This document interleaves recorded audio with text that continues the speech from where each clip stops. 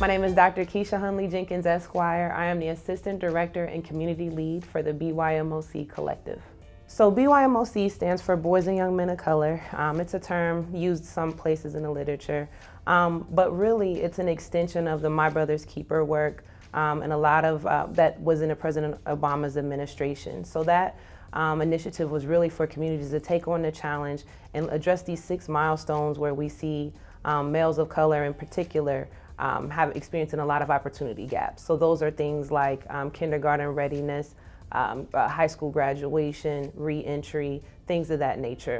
My Brother's Keeper was an initiative that was put out again by the President Obama administration to close those gaps. The city of Columbus accepted that challenge back in 2014 under Mayor Michael B. Coleman. I was in his office at that time. And so now, fast forward, there have been a lot of great efforts taking place at the city around MBK and even prior to President Obama's challenge, but we haven't yet been able to see that kind of broad scale change. Up until this point, we've been doing it more kind of episodic or programmatic in nature, and we really want to get upstream at the policies and investment practices that create and sustain these gaps amongst boys and young men of color. So often we hear there's youth this, youth that, but when you talk to the youth themselves, they don't feel like they've been heard, they don't feel like they've been listened to, and they don't feel like any of the things that they hope to see change have changed. What I'm excited about with the BYMOC and other efforts in our community that are trying to do this work are that now that we're trying to design with young people from the beginning, right? Because the top 3 things that we think are important to youth may not be the top 3 things for them, and we're missing the mark. If we really want to support people in reaching their potential, we need to listen to them and find out what their aspirations are and build with them from the ground up, not build some preset thing and then they get to come in and choose left or right. That's not true. That's not building. That's not inclusivity.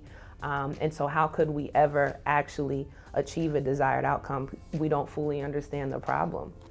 You just can't do that. Having people engage in a way that is methodical in the sense that we're tracking who we're speaking to and what they're saying to us, so that then when we roll out what our policy priorities are, when we roll out what we want to talk to President Hardin about at City Council and bringing other like-minded youth and providers to the table to have these discussions, that we really are coming as a collective. We are not looking for this to be BYMOC is putting out these papers and they're doing this and what makes them the voice of the community. No, no, no, no, no, no.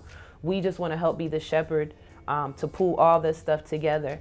We don't know it all. We don't presume to. We play an important role just like everybody else. And so really that's what we would want. Assistance with gathering authentic youth perspective and also those are the providers who they serve or who serve the youth so that we can start to craft and build together.